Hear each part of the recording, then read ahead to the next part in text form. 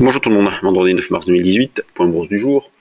Hier, les marchés américains ont terminé en légère hausse. Le Dow Jones a pris 0,38%, le S&P 500 0,45%, le Nasdaq 0,42%. En Europe, les marchés ont pris comme prétexte la conférence de presse de la BCE pour remonter et s'éloigner de la zone d'attraction baissière, notamment le CAC, qui est repassé au-dessus des 5220. On considérait que c'était le premier niveau à franchir pour s'éloigner de la zone de danger. Même si le danger restait modeste, nous, dans notre scénario principal, on n'envisageait pas un retracement important, en tout cas un relais baissier à l'approche de la zone des 5050, 5100, ce qui a été validé par les faits, puisque le marché est remonté hier soir à 5260. On continue de travailler principalement vendeur, donc on cherche à vendre sur des rebonds, malgré la reprise, et le franchissement des 5280 permettrait au marché de tendre vers un billet neutre, donc on pourrait travailler davantage les deux sens au-dessus de 5280, même si le vrai niveau de neutralisation est plus haut, c'est la zone les derniers plus hauts de la semaine dernière, ou de celle d'avant, je ne sais plus, c'est ici, la zone des 5365-70, du 26 février, donc un franchissement de cette zone-là permettrait au marché de neutraliser toutes les indications, donc déjà qu'il n'y a pas beaucoup d'indications directionnelles, on tendrait vers un billet neutre au-dessus de cette zone-là.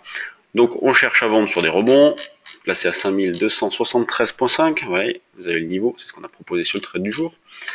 Le DAX, on cherche à vendre aussi, donc le niveau proposé est un petit peu plus éloigné, mais on pourrait très bien vendre déjà dans cette zone-là en double top à 12 380, sinon le niveau est plus éloigné, donc pareil, on cherche à accumuler de petits écarts, donc sur le DAX de l'ordre entre 30 et 50 points, sur le CAC 20-25 points, on est ravi. Hier, par exemple, on a réussi à vendre un petit peu dans cette zone-là et on s'est racheté sans hésiter autour des 5240.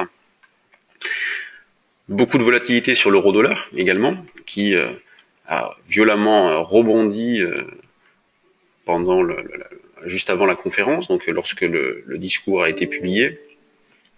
Et ensuite, retour à la case départ, donc double top sur l'euro-dollar, qui est venu chercher cette zone des 1,2445, double top parfait, ce qui a permis de sortir des achats plus ou moins bien réalisés.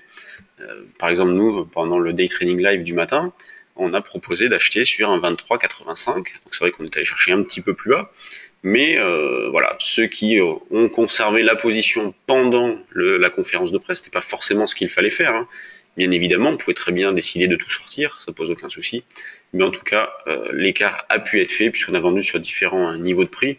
Par exemple, sur le trade du jour, on a vendu jusqu'à un 24,30, donc les achats qui avaient été réalisés vers un 23,80, 85. Donc on continue notre sans faute sur l'euro-dollar.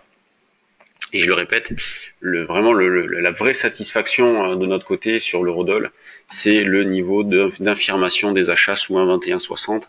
Annoncé à l'avance, qui a été joué, donc c'est parfait, le niveau a été validé à la perfection, on est vraiment ravis.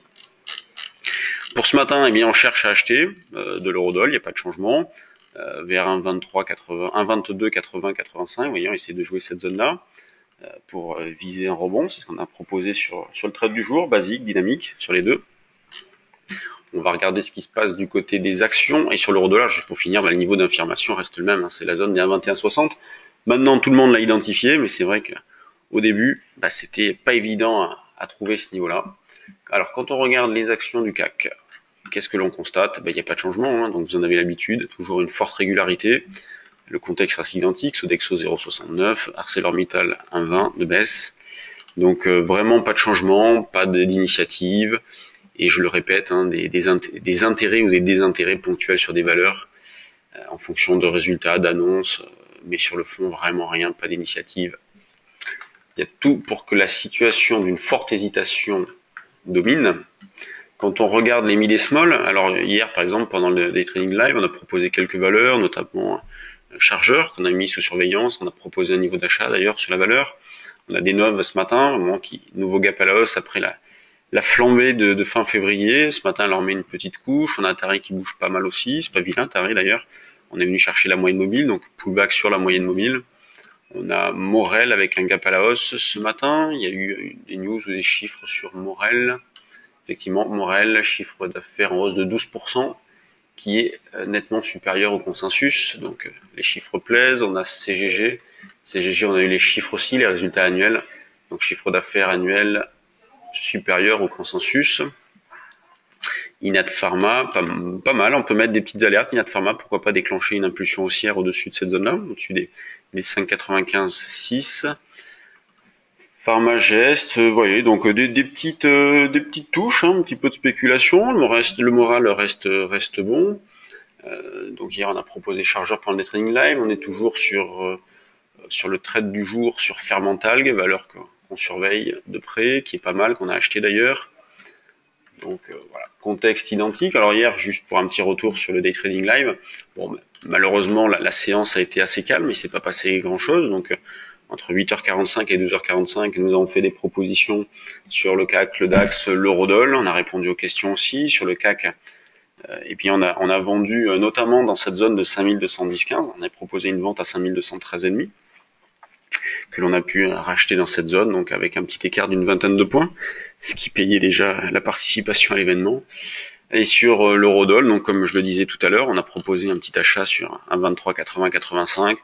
Bon, là, ça donnait pas grand-chose si on sortait avant la conférence de presse, mais si, pour ceux qui ont conservé, eh bien, on a eu la possibilité de revendre dans d'excellentes conditions. Si vous avez de l'intérêt pour ce type d'événement, bah, sachez qu'on en organise chaque deuxième jeudi de chaque mois. Vous êtes les bienvenus. Sur ce, eh bien, bonne séance à tous et bon week-end. Et à lundi pour un nouveau point bourse.